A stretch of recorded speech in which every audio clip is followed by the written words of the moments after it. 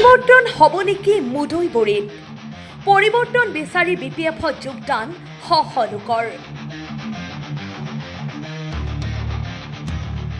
নাহৰবাৰীত BJP এৰি বিপিএফত যোগদান শ লোকৰ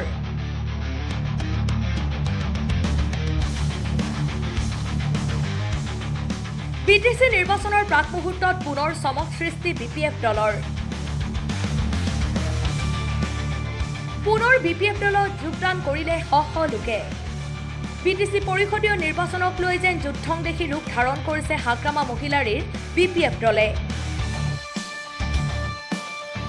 হেৰুৱা ক্ষমতা উভতাই আনিবলৈ যেন হাতে কামে লাগি পৰিছে বিপিএফ দলে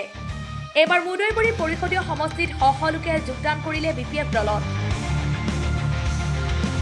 শুকুৰবাৰে মুদৈবৰী পৰিষদীয় সমষ্টিৰ অন্তৰ্গত নাহৰবাৰী গাঁৱত যোগদান কৰিলে শ লোকে বিজেপিৰ অৰুণোদয় আইদেউ বাইদেউ ককাইদেউ আদি আঁচনিৰ প্ৰলোভন নেওচি এইবাৰ ওলাই আহিল শ পুৰুষ মহিলা নাহৰবাৰী যুৱজ্যোতি সংঘৰ বাকৰিত অনুষ্ঠিত হোৱা বিপিএফৰ যোগদান কাৰ্যসূচীত যোগদান কৰে প্ৰায় ১৫ শতাধিক লোকে কলাইগাঁও সমষ্টিৰ বিধায়ক দুৰ্গা দাস বড়োৰ উপস্থিতিত এনেদৰে যোগদান কৰে শ পুৰুষ মহিলাই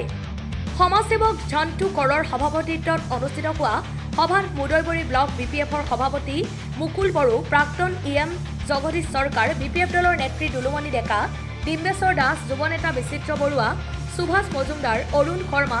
অৰুণ ডেকাকে আদি কৰি বহু সংখ্যক দলৰ নেতাকৰ্মী উপস্থিত থকা পৰিলক্ষিত হয়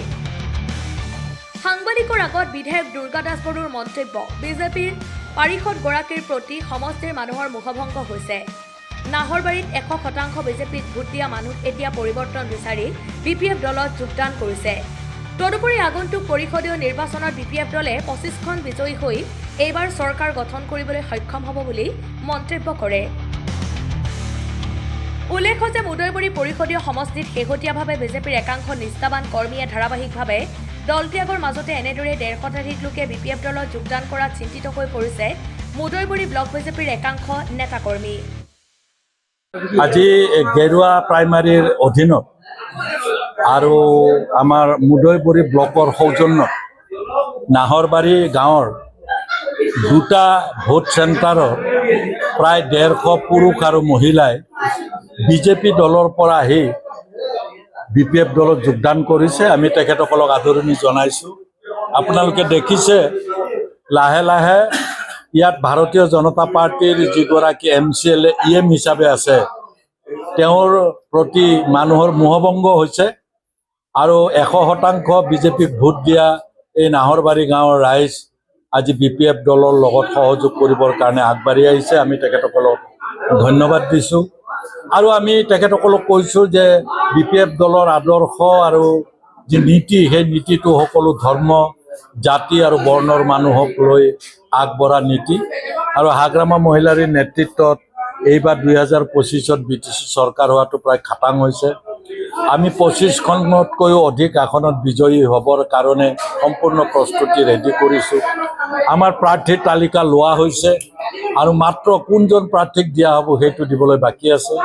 আজি আমাৰ সভাত ৫গৰাকী মুদৈবৰীৰ আবেদনকাৰী প্ৰাৰ্থী উপস্থিত আছিল আৰু ব্লকৰ লগতে প্ৰাইমাৰীটোৰ লগতে আমাৰ বিচিত্ৰ বৰুৱাকে আৰম্ভ কৰি যিকেইগৰাকী প্ৰাৰ্থী আছে তেওঁলোকেও আজিৰ যোগদান কৰাত যথেষ্ট সহায় কৰিছে আমি আশা ৰাখিছোঁ আমি এইবাৰ মুদৈবৰীটো খুব ভাল ভোটত বিজয়ী হ'ম বুলি আশা ৰাখিছোঁ news desk report Kalaigaon live